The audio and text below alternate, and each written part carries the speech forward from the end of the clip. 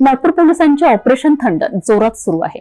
गोकुळपेठ आणि सदर परिसरातील 2 बेकायदेशीर हुक्का पार्लरवर पोलिसांनी धाड टाकली असून संपूर्ण साहित्य जप्त करण्यात आले आहे। या कारवाईमुळे शहरातील बेकायदेशीर धंद्यांना मोठा धक्का बसला आहे। नागपूर शहर पोलिसांनी ऑपरेशन थंडर मोहिमेअंतर्गत मोठी कारवाई केली आहे।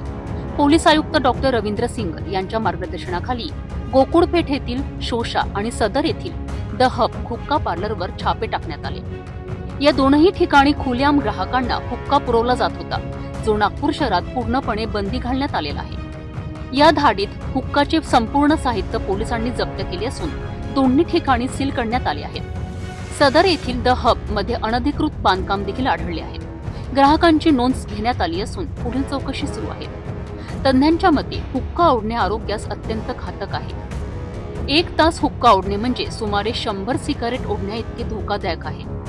यातून निकोटीन, कार्बन मोनॉक्साईड आणि कर्करोगासारखे रसायने शरीरात प्रवेश करून फुफ्फुस, हृदय आणि मेंदूला गंभीर इजा पोहोचवितात। ऑपरेशन थंडर अंतर्गत पोलिसांनी बेकायदेशीर धंद्यांवर टाकलेली धाड ही फक्त सुरुवातच आहे। अशा प्रकारच्या कारवाया पुढेही सुरू राहणार असल्याचा इशारा पोलिसांनी दिला आहे।